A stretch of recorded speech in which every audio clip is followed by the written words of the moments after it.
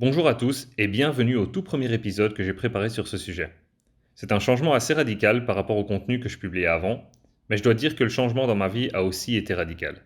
Et je veux pas uniquement partager ce changement avec toi, mais aussi te donner les outils pour que tu puisses le faire si tu le désires. Bref, lançons le premier épisode. Je m'appelle Dan et j'aide les gens à défier leur réalité pour qu'ils puissent créer la vie qu'ils désirent depuis l'intérieur.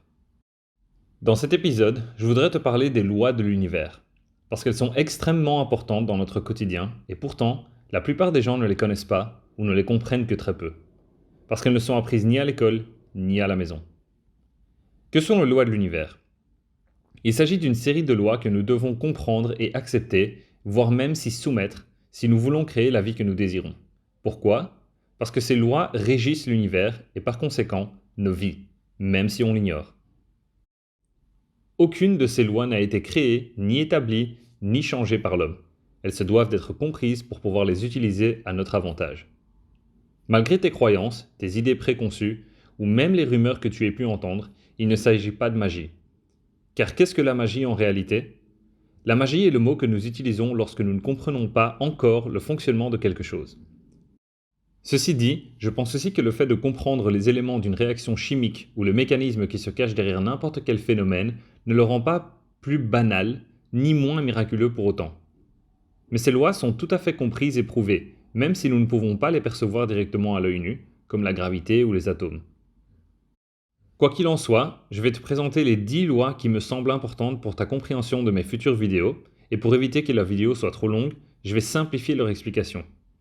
J'irai plus en détail sur chacune d'entre elles dans d'autres vidéos. Allons-y. Numéro 1. La loi de l'unité. Cette loi stipule que nous sommes tous un. L'univers est une source d'énergie, et nous venons tous de cette même source, et nous restons connectés par des flux d'énergie. Ce qui explique des phénomènes comme, quand quelqu'un t'observe et t'es capable de le ressentir physiquement, quand tu connais une personne pour la première fois, et qu'en quelques secondes t'es capable de percevoir si tu vas l'apprécier ou pas, ou quand tu es quelque part et qu'il y a beaucoup de gens, et tout d'un coup tes pensées se dispersent dans tous les sens sans ordre apparent et sans t'en rendre compte parce que tu perçois et es influencé par les pensées des autres. Numéro 2. La loi de vibration ou loi d'énergie. Je viens d'expliquer que nous venons tous d'une même source d'énergie via la loi de l'unité. Ceci implique ce qui nous est expliqué par l'une des lois de la thermodynamique. Tout est de l'énergie, et l'énergie ne peut être ni créée ni détruite, uniquement transformée, transmise ou transmutée. Ce qui veut dire que toute l'énergie de l'univers existe déjà et est omniprésente. Et qu'est-ce que l'énergie? Du mouvement. C'est-à-dire que s'il y a de l'énergie, il y a du mouvement. Et si tout est de l'énergie, tout bouge, ou plutôt, tout vibre. Toutes et chacune des choses que tu puisses imaginer, des plus grandes aux plus petites, toi inclus, sont de l'énergie. Et elles vibrent toutes à leur propre fréquence. Cette fréquence est la vitesse de vibration, et celle-ci est si rapide qu'on ne peut l'apercevoir. Numéro 3. La loi des correspondances. Cette loi nous explique que tout ce qui se trouve en nous se reflète hors de nous. C'est-à-dire que tout ce que tu penses et ressens sera inévitablement ce que tu percevras dans la réalité. Juste avec cette information, tu peux déjà comprendre que tu crées ta propre réalité, et par conséquent, tu es le maître de ta vie et de ton destin. Numéro 4.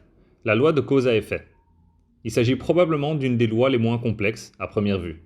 Elle stipule que toute action a une réaction, ce qui explique que tout a raison d'être, qu'il n'y a pas de chance ou de hasard. Il n'y a que des résultats, soit venant de nos actions, soit de nos décisions, ou même de celles des autres si nous les laissons nous influencer. Numéro 5. La loi de compensation. C'est une loi secondaire à la loi de cause à effet. Elle décrète que pour chaque action ou service que nous exposons à l'univers, celui-ci nous le rendra en abondance. C'est ce que certains appellent le karma. Ça vaut pour les bonnes comme pour les mauvaises actions. Si nous appliquons ceci à un exemple monétaire pour être plus précis, la loi de compensation explique que notre récompense sera en accord avec le besoin pour ce que l'on fait et nos aptitudes à l'heure de le faire. Numéro 6. La loi de l'attraction. Sûrement l'une des plus connues, mais pas pour autant l'une des mieux comprises. Il s'agit d'une loi secondaire à la loi de vibration, puisque tout ce que tu attires est en rapport avec ta fréquence de vibration. Tu attireras les choses ou les personnes qui sont dans la même fréquence que toi.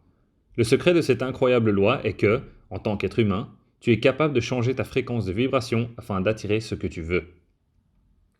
Numéro 7. La loi de transmutation perpétuelle d'énergie.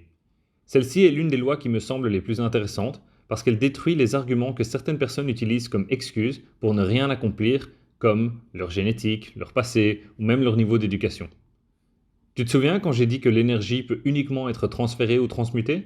Ok, cette loi explique que tu peux transformer ta vie comme tu le veux, puisque toute l'énergie de l'univers est omniprésente et en mouvement constant. Tout dépend de l'énergie que tu décides d'utiliser et vers quelle activité tu décides de la canaliser.